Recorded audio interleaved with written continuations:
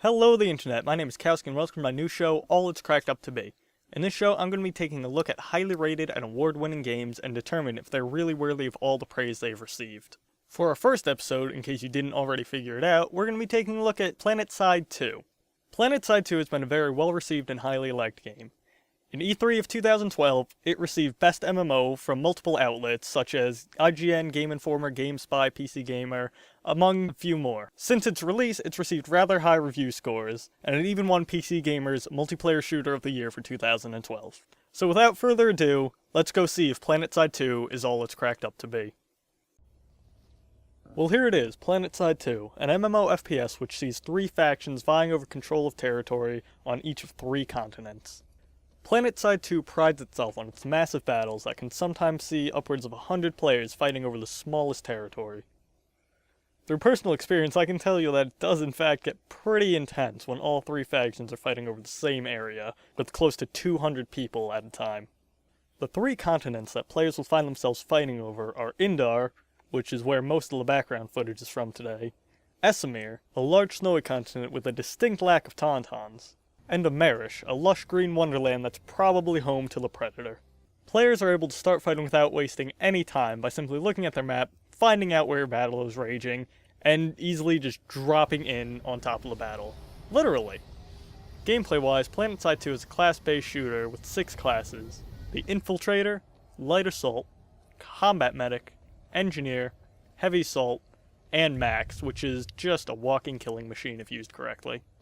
Players need to work together to outgun their opponents and capture control points around the map, which in turn captures the territory, and if you do that well enough, you may eventually even capture an entire continent for your empire. And teamwork is where Planetside 2 can really shine.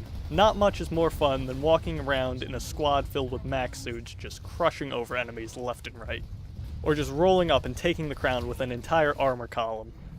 Sure, you can have fun just running around solo, killing people, but really if you want to have fun, you gotta join a platoon or even an outfit, roll with some of your buddies, and just fight for your empire.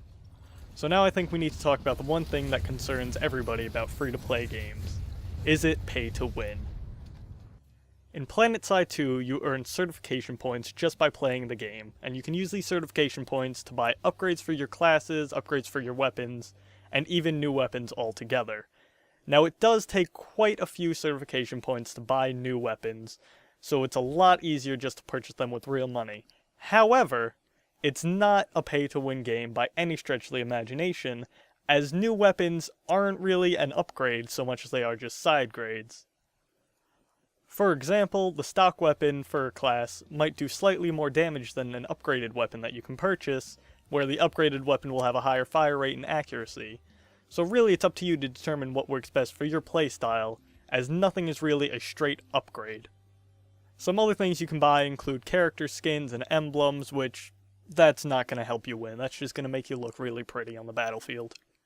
And honestly, you're better off spending your certs on upgrades for your class or for your vehicles, because that'll really help out your team in the long run, and those you can't even purchase with real money. So let's wrap this all up and give it a final verdict. Planetside 2, a massively multiplayer online first-person shooter, which really lives up to that word massively at times. It shines brightest when you're working with an organized squad or even just some friends, and then it can really show off the teamwork aspect of the game. It also thankfully didn't fall into the free-to-play syndrome of being pay to win, so that's good for everybody. So my answer? Yes. Planetside 2 is all it's cracked up to be. And if you haven't already, you really should go try it out. It's free, so you have nothing to lose except maybe a few minutes of your time.